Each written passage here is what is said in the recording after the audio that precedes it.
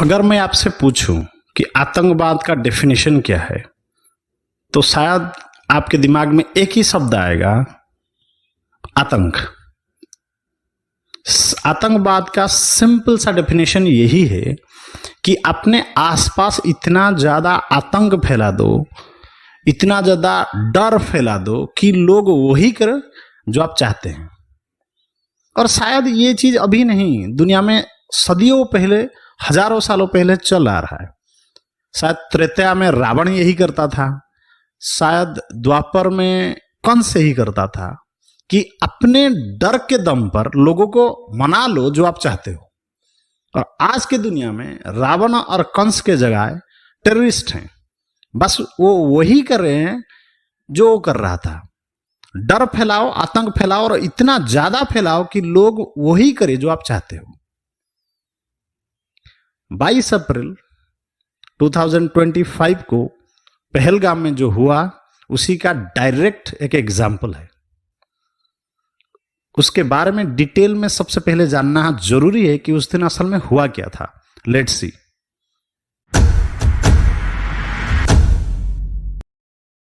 Article 370 को हटाने के बाद और जम्मू और कश्मीर को संपूर्ण रूप से इंडिया में विलय करने के बाद गवर्नमेंट ऑफ इंडिया ने जम्मू कश्मीर को दो हिस्सों में तोड़ दिया।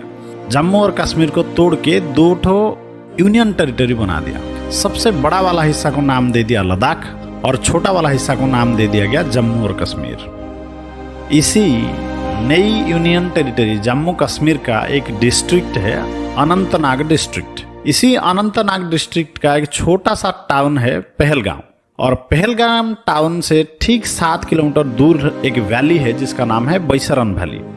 अप्रैल 22 का जो दुखद घटना है वो इसी बैसरन वैली में घटा। बैसरन वैली का सीनिक ब्यूटी, या फिर हम ये कह सकते हैं कि पहलगाम का पूरा सीनिक ब्यूटी के लिए उस एरिया को मिनी स्विट्जरलैंड बोला जाता है। और स्पेशली जो बैसरन वैली है वो चारों तरफ से पाइन जंगल से भरा हुआ है। बैसरन वैली का इसी सीनिक ब्यूटी के कारण बहुत सारे टूरिस्ट यहाँ पे घूमने आते हैं और इसका नेचुरल ब्यूटी का मजा उठाते हैं। सिर्फ इतना ही नहीं, बैसरन वैली का एक तो स्पेशलिटी ये है कि जब एनुअल अमरनाथ यात्रा शुरू होता है, भगवान शिव की दर्शन के लिए भक्त निकलते हैं, तो पहला बेस कैंप के हिसाब से पहलगांव स्पेशली बैसरन वैली को सबसे पहला बेस कैंप हिसाब से यूज किया जाता है। तो उसका भी ये एक बहुत ज़्यादा महत्वपूर्ण है। दिन था 22 अप्रैल 2025। हर दिन की तरह बैसरन वैली में लोग आज यूजुअल आके मैगी खाते हुए एंजॉय कर रहे थे। समय आसपास लगभग 1 से 3 बजे के बीच होगा और फिर अचानक कुछ लोग आ जाते हैं और जो टूरिस्ट वहाँ पे घूम रहे होते हैं उनको एक सवाल पूछते हैं, क्या तुम हिंदू हो? उनमें से जो भी हाँ बोला, आंख बंद करके उनको गोली मारना शुरू कर दिया। बस एक सवाल कि क्या तुम हिंदू हो, और जिसने हाँ बोला उसका मौत उसकी इंतजार कर रहा था उस दिन। गोलीबारी को देखते हुए कुछ लोग डर गए, तो झूठ मूठ का बोल दिए कि हम हिंदू नहीं हैं, हम मुस्लिम हैं। तो उनको पकड़ने के लिए वहाँ पे जो गोली मार रहे थे आतंकवादी, वो तुरंत बोले एक काम करो, कलमा पढ़ के दिखाओ। तो उसमें भी कुछ लोग फेल रहे, तो उनकी भी गोली मार के हत्या कर दी गई। आखिर में कोई अगर कलमा पढ़ भी दिया तो कहीं वो झूठ तो नहीं बोल रहा है, ये श्योर करने के लिए उनका पैंट उतारा गया और ये देखा गया कहीं खतना तो नहीं हुआ है। अगर खतना हुआ है तो जान बख्श दिया गया, और जिसका खतना नहीं हुआ है उसको गोली मार दिया गया। एक बहुत ही बड़ा स्ट्रेंज घटना उस दिन ये हुआ कि वहाँ पे 2 टूरिस्ट थे, एक हिंदू थे और दूसरा क्रिश्चियन थे। तो उनको बोला गया कि कलमा पढ़ो। तो हिंदू वाला पता नहीं कहाँ से कलमा शायद उसे याद था, तो ये पढ़ दिया तो उसको बख्श दिया। लेकिन जो क्रिश्चियन बेचारा था वो कलमा नहीं पढ़ पाया, तो उसको बोला गया कि तुम्हारी आज मौत यहीं पे है, और उनको गोली मार दिया गया। बैसरन वैली में ये टोटल जो घिनौना हरकत था उसको 4 से 5 आतंकवादी अंजाम दे रहे थे। वो लगभग 8 से 10 मिनट तक ये कांड भी आए और उसके अंदर लगभग 26 लोगों को मार गिराए और 20 लोगों को सीरियसली इंजोर्ड कर दिया। उनके पास AK-47 राइफल और M4 कार्बाइन जैसे एडवांस वेपन थे। और ये गजब बात है कि टेररिस्ट के पास इतना ज़्यादा एडवांस वेपन कब से आने लगा है। 22 अप्रैल का उस दुखद घटना में टोटल के ऊपर 26 लोग की जान गई, 20 लोग सीवियरली इंजर्ड हुए। और सबसे बड़ी बात, सारे के सारे लोग मेल्स थे। मतलब टेररिस्ट ये एक इंश्योर किए कि जिन्हें भी मारे वो मेल हो, और बच्चे और जो फीमेल है उनको छोड़ दिया ताकि ये जो दहशत भरा कहानी है वो दूसरों को सुना सके। इनमें से एक जम्मू कश्मीर लोकल आदमी भी था इन 26 में से, और एक टूरिस्ट जो था वो नेपाल में से था। जम्मू कश्मीर का जो लोकल आदमी मारा गया जिसका नाम आदिल था, वो सिर्फ और सिर्फ इसलिए मारा गया कि वो आतंकवादियों की रास्ते में एक अड़चन था, वो उनको रोक रहा था, इसीलिए उसको गोली मार दिया गया। जितने भी सारे लोग मारे गए उनमें से कोई अकाउंटेंट था, कोई सीमेंट डीलर था, एक इंडियन नेवी ऑफिसर थे जो अभी अभी शादी किए थे और अपना हनीमून में आए थे, एक रियल एस्टेट एजेंट था, तो कोई गोल्फ से रिटर्न ही था। मतलब हर प्रोफेशन का आदमी छुट्टी बनाने के लिए अपने फैमिली के साथ वहां गए हुए थे और उनको गोली मार दिया गया सिर्फ इसलिए कि वो हिंदू है। सबसे बड़ी बात तो ये है कि जितने लोग मारे गए उनमें हमारे इंडियन एयरफोर्स, इंडियन नेवी और इंडियन इंटेलिजेंस ब्यूरो के एक एक ऑफिसर भी थे। मतलब एक तरह का आतंकवादी एक इनडायरेक्ट मैसेज दे दिए कि we are starting a war against the state of India, हम भारत के खिलाफ एक जंग लड़ रहे हैं। इसीलिए वो जानबूझकर उन लोगों को वहां टारगेट करा गया और उनको मारा गया। इस टोटल अटैक को आप इस्लामिक टेररिस्ट का नाम बिल्कुल दे सकते हैं, क्योंकि ये एक इस्लामिक टेररिज्म था अगेंस्ट नॉन इस्लामिक पीपल्स। चिंगारी का जो खेल होता है ना, बहुत ज़्यादा बुरा खेल होता है। क्या होता है कि अक्सर जो चिंगारी का खेल खेलते हैं वही लोग उसी में जल के मर जाते हैं। सबसे पहले उन्हीं का घर जलता है। आज के ज़माने में छोटा से छोटा बच्चा जो मिनिमम क्लास 5 या 6 तक पढ़ाई किया होगा, उसको भी अगर दुनिया में बुला के ये बोला जाए कि बेटा बोलो सारा दुनिया में टेरर स्टेट कौन सा है, कौन सा एक ऐसा देश है जो आतंकवादी को पालता है, पोसता है, बढ़ावा देता है, तो वो भी आंख बंद करके वही कहेगा कि पाकिस्तान। तो अल्टीमेटली 22 अप्रैल को पहलगाम में जो हुआ उसके पीछे पाकिस्तान है, उसमें कोई सोचने वाली बात नहीं है। लेकिन एग्जैक्टली कौन सा ऐसा ग्रुप है जो पाकिस्तान में बैठ के ये सब करवा रहा है और पाकिस्तान का कौन कौन उसके पीछे हैं, उसके लिए जानने के लिए हमको उसके डिटेल में जाना पड़ेगा, डीप में जाना पड़ेगा। Let's C.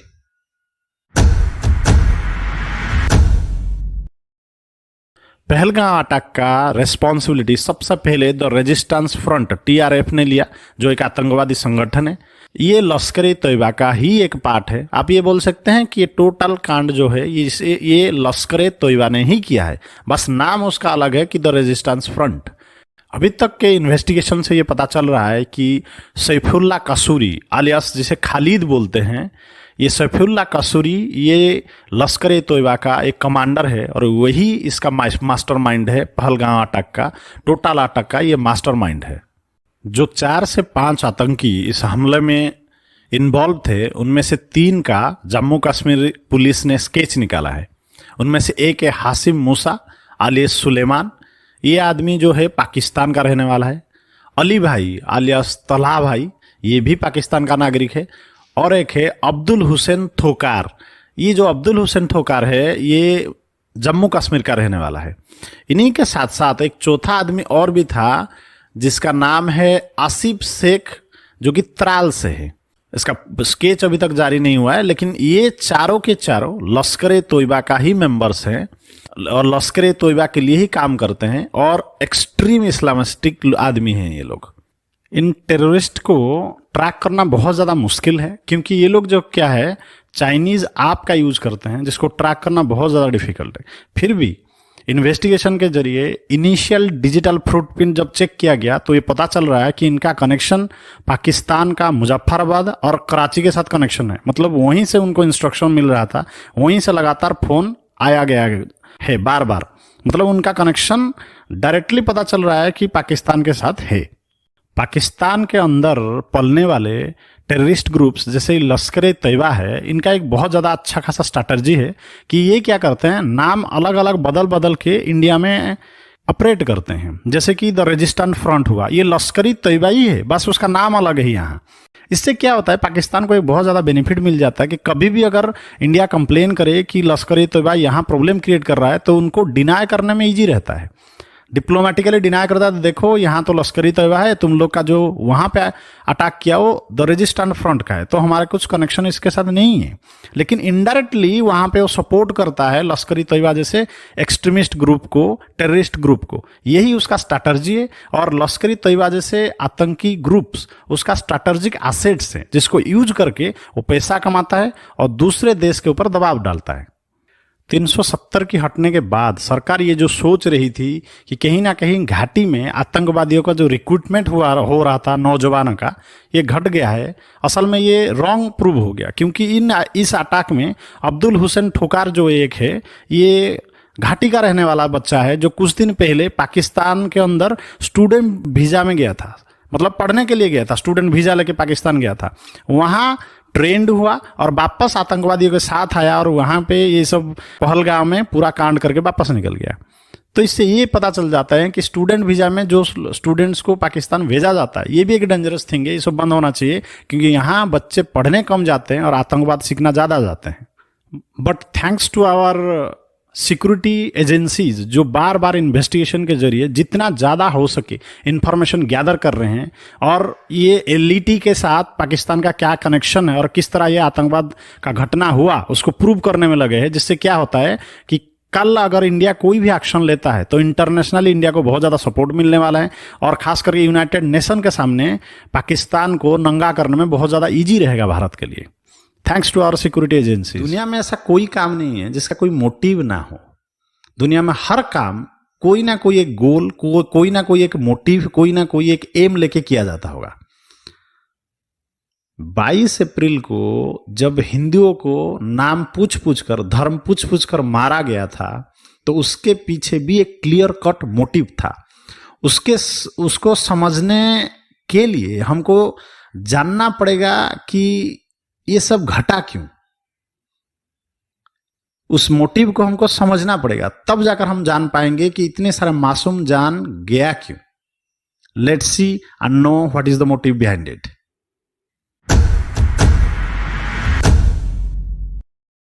Initially the resistant front, जो लश्कर तैयबा का ही एक ग्रुप है, ये पॉइंट रखने की कोशिश कर रहा था कि ये अटैक इसीलिए हुआ कि गवर्नमेंट अभी जो पॉलिसी लाया है कि कश्मीर के अंदर कोई भी बाहर का आदमी रेसिडेंसी ले सकता है, जमीन खरीद सकता है, हम इसको विरोध करते हैं। क्योंकि इससे क्या होगा कि कश्मीर के अंदर बाहर के लोग आ जाएंगे और जो मुस्लिम मेजोरिटी है वो डिक्रीज हो जाएगा, डेमोग्राफिक चेंज हो जाएगा और कश्मीर का हक छिन जाएगा, ये बोलने की कोशिश कर रहा था। लेकिन भाई ये सब बहाना है, सब झूठ है। मैं आपको बताता हूं कि असल में क्या हुआ था जिसके वजह से कि ये अटैक को अंजाम दिया गया।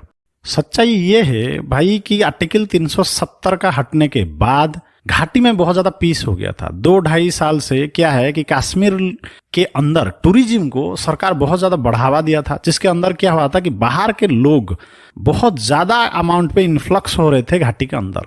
टूरिज्म बढ़ने से लोगों का रोजगार बढ़ रहा था और लोग जहां देख रहे थे कि शांति से पैसा कमाया जा सकता है, तो पत्थरबाजी करने से फायदा क्या, आतंकवाद करने से फायदा क्या। तो घाटी में पूरी तरह शांति था, कहीं ना कहीं गवर्नमेंट का पॉलिसी काम दे रहा था, लोग पीस की तरफ जा रहे थे, अच्छे से रह रहे थे।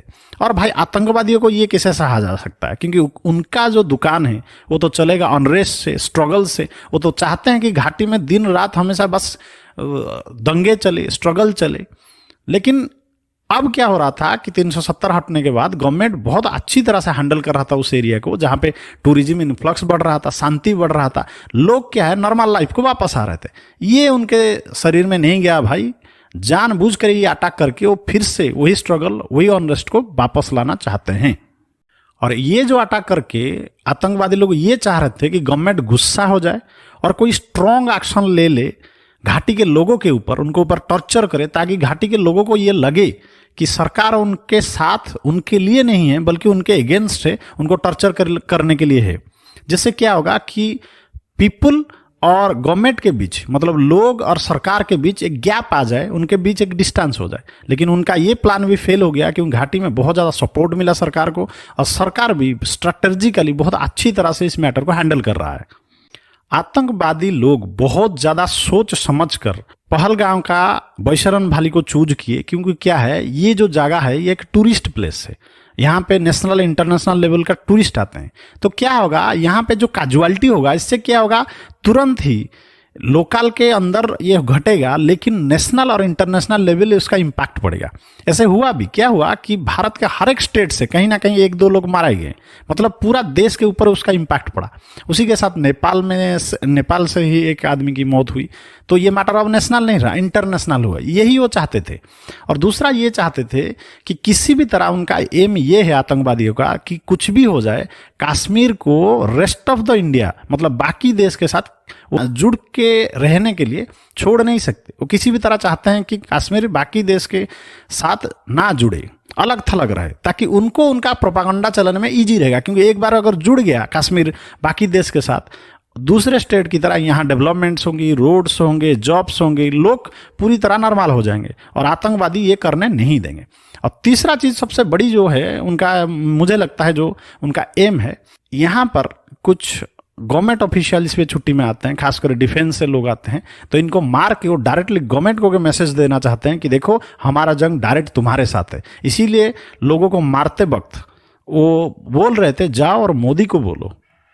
आतंकवादी लोग पहलगाम की बैशरन वैली को चूज करने के पीछे और एक कारण ये हो सकता है कि ये एक लेस गाइडेड एरिया है, लेस मॉनिटर्ड एरिया है। मतलब ये एलओसी से लगभग 200 किलोमीटर से भी ज़्यादा दूर है। तो जनरली क्या होता है, यहाँ पे सिक्योरिटी और गार्ड कम रहते हैं, मिलिट्री और पुलिस का प्रेजेंस यहाँ कम है। तो लोग रेकी करके इनको ये पता चल गया होगा कि अगर हम यहाँ पे अटैक करते हैं तो इमीडिएट रेस्पॉन्स पुलिस या फिर मिलिट्री से आने में देरी होगा, मतलब इमीडिएट रेस्पॉन्स उनसे नहीं आ पाएगा। क्योंकि ये जो एरिया है यहाँ पे, यहाँ तक पहुँचने के लिए कोई रोड का व्यवस्था नहीं है। आइदर आप पैदल जा सकते हैं बैशरन वैली, या फिर आप घोड़ा या खच्चर लेके जा सकते हैं, लेकिन कोई रोड का कंस्ट्रक्शन वहां पे नहीं है पहुंचने के लिए।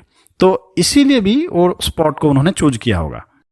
और सबसे बड़ा कारण जो मुझे लगता है कि ये हो सकता है कि आतंकवादी लोग क्यों इस स्पॉट को चूज करके उस दिन अटैक किए, कि वो चाहते थे कि टूरिज्म के क्षेत्र में इंडिया का जो इमेज है वो इंटरनेशनली खराब हो, बर्बाद हो। असल में क्या आता है, जहां पे नेशनल और इंटरनेशनल लेवल के टूरिस्ट आते हैं, अगर वहां अटैक करके उनको मारा जाता है, कैजुअलिटी बहुत ज्यादा होता है, तो तुरंत ही जो मीडिया का है उसका फोकस इधर आएगा और इंटरनेशनली एक मैसेज जाएगा, जो देखो तुम जो इंडिया को, खास करके कश्मीर को जो सेफ हेवन मानते हो टूरिज्म के लिए, ये ऐसा नहीं है, यहाँ पे डेंजर है। जिससे क्या होता है कि इंडिया का इमेज इंटरनेशनली डाउन हो सकता है।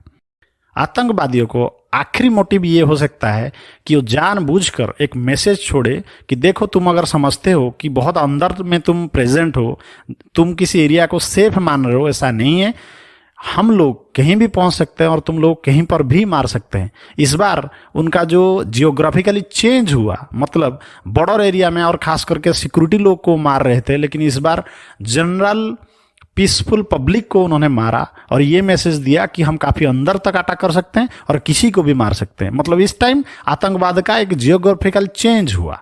तो ये भी एक मैसेज है आतंकवादियों की तरफ से। जो आदमी हमेशा गुस्सा करता है, आप उसे हमेशा देखते होंगे, लेकिन कभी देखें एक शांत आदमी जिस दिन गुस्सा हो जाता है तो आसपास का एनर्जी कुछ ठीक नहीं रहता, आसपास का कई सारे लोग डर जाते हैं। आजकल हिंदुस्तान का, हमारी इंडिया का हालत ऐसा ही कुछ है। हमेशा एक देश है जो पिछले 10,000 साल से किसी को अपने से पहले आक्रमण नहीं किए हैं। कभी हम किसी देश के ऊपर खुद से जाके अटैक नहीं किए। लेकिन आजकल ये टेररिस्ट लोग हम लोग को बाउंड कर रहे हैं कि हमें कुछ ऐसा स्ट्रॉन्ग स्टेप्स उठाए ताकि उन लोग को अपनी औकात दिखा जाए, और इंडिया ये करके रहेगा। Believe me, right now the leadership of India is so strong. India is going to do something which is beyond our imagination, जो हमारी प्रधानमंत्री ऑलरेडी बोल चुके हैं, और ये होने वाला है मेरे दोस्त।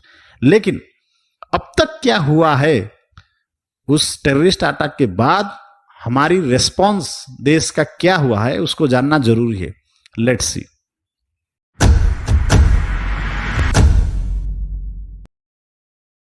पाकिस्तान जो बार बार ये क्रॉस बॉर्डर टेररिज्म को बढ़ावा दे रहा है, बॉर्डर के उस पार से आतंकी को पाल के उनको वापस इंडिया भेज रहा है, इंडिया ने इस बार स्ट्रॉन्ग रेस्पॉन्स उसका देने का सोचा है।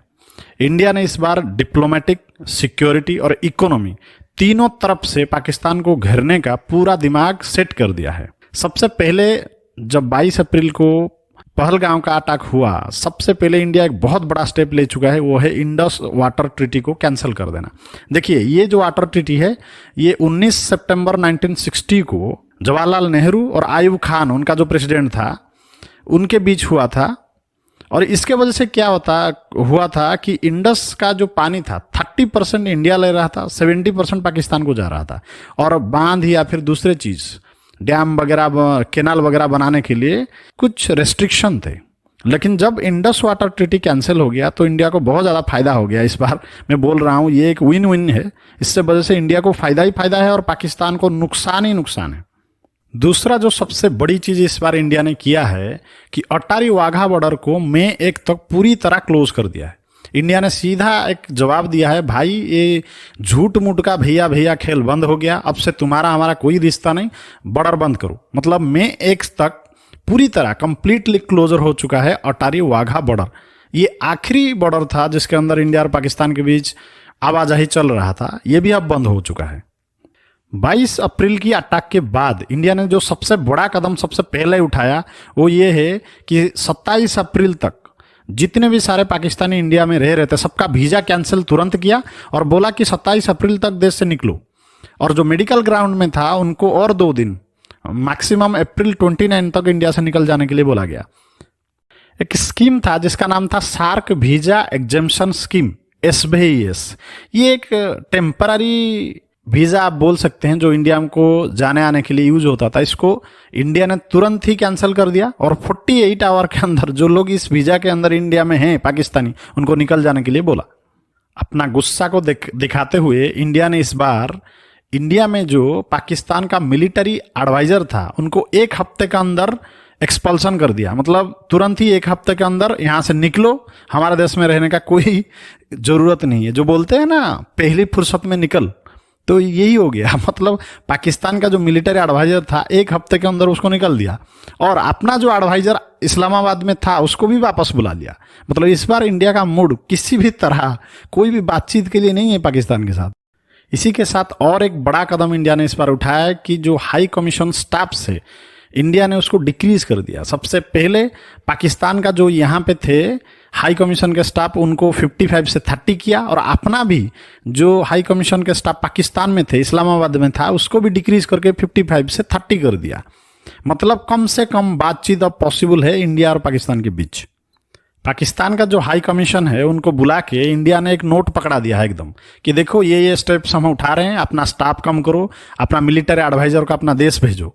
मतलब ये एक काइंड का ताकीद होता है, किसी आदमी को बुला के उसको बोलना ये अपमान ही होता है एक तरह का, आप बोल सकते हो।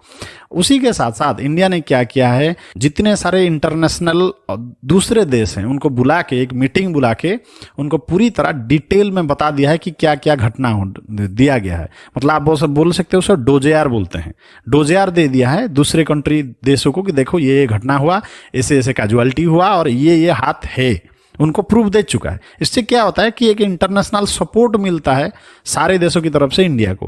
ये एक बहुत ही अच्छा डिप्लोमेटिक स्टेप है। सिक्योरिटी वाइज इंडिया ने ये स्टेप्स लिया कि जो 4 या 5 आतंकवादी थे जिन्होंने पहलगाम में गोली चलाई, उनमें से 2 हमारे कश्मीर और त्राल के एरिया से थे, उनको आइडेंटिफाई किया, उनको घर को पहचाना और उसको सीधा बम से उड़ा दिया। भाई मैं झूठ बोल नहीं रहा हूँ, लिटरली इस बार बम से उनका घर को उड़ा ही दिया गया। और 1-2 नहीं 2500 लोगों को हमारा जो NI है, नेशनल इंटेलिजेंस एजेंसी है, वो इन्वेस्टिगेशन के थ्रू 2500 लोगों को पूछताछ करके डाटा निकाल रही है, जिनमें से फाइंड आउट हुआ कि 14 ऐसे लोग थे जो इस पूरा अटैक के अंदर इन्वॉल्व थे एक्टिवली। मतलब उनका आइडेंटिफाई कर दिया गया है। और जो सबसे बड़ी एनकरेजिंग थिंग है कि हमारे जो प्राइम मिनिस्टर हैं नरेंद्र मोदी, वो क्या किए हैं कि तीनों सेना को बुला के, उसी के साथ CDA chief of defence staff को बुला के, रक्षा मंत्री को बुला के मीटिंग करके तीनों सेना को फ्री हैंड दे दिया गया है। मतलब कब बदला लेना है, कहाँ बदला लेना है, कैसे बदला लेना है, वो सेना तय करेगी अपने तरीके से। ये बहुत बड़ा एनकरेजिंग स्टेप है। इससे क्या होता है, सेना वालों का मनोभाव बढ़ता है, वो लोग आराम से अपना काम कर सकते हैं। और इकोनॉमिकली एक सबसे बड़ा स्टेप इंडिया ने इस बार ये लिया है कि IMF को बोला है कि जो $7 बिलियन लोन मिलने वाला था पाकिस्तान को, ऐसे तो भाई पाकिस्तान भिखारी ही है, लेकिन फिर भीख मांगने गया था $7 बिलियन का, उसको ना देने की गुहार लगाई है और बोला है कि पाकिस्तान को ग्रे लिस्ट में डाला जाए। देखो भाई, ये जो ग्रे लिस्ट है ना, ये बिल्कुल हमारा क्रेडिट स्कोर की तरह है। जैसे हमारा क्रेडिट स्कोर अगर खराब हुआ तो बैंक हमें लोन नहीं देती, किसी भी देश को अगर ग्रे लिस्ट में डाल दिया गया तो उसको लोन मिलने में बहुत ज्यादा दिक्कत होता है, क्योंकि वो लोन भाई वापस लौटाने वाला नहीं है। ग्रे लिस्ट का मतलब यही है। और पाकिस्तान कई बार जा चुके हैं, रिसेंटली निकला था, लेकिन अब भारत फिर से प्रेशर डाल रहा है कि उसको ग्रे लिस्ट में डाल लो। तो सोच रहे हो आदमी, मतलब आप क्या हो सकता है, एक देश जो भिखारी है आगे और भी भिखारी होने वाला है।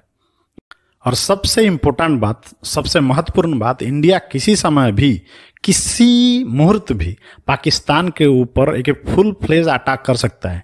मतलब there can be war between India और पाकिस्तान, और बहुत ज्यादा चांसेस है कि इस बार युद्ध, वार इंडिया पहले शुरू करेगा, क्योंकि ये जो अटैक था ये इंडिया का आत्मा के ऊपर अटैक था, उसकी सोल के ऊपर अटैक था, और भारत पूरी ताकत के साथ उसका जवाब देगा।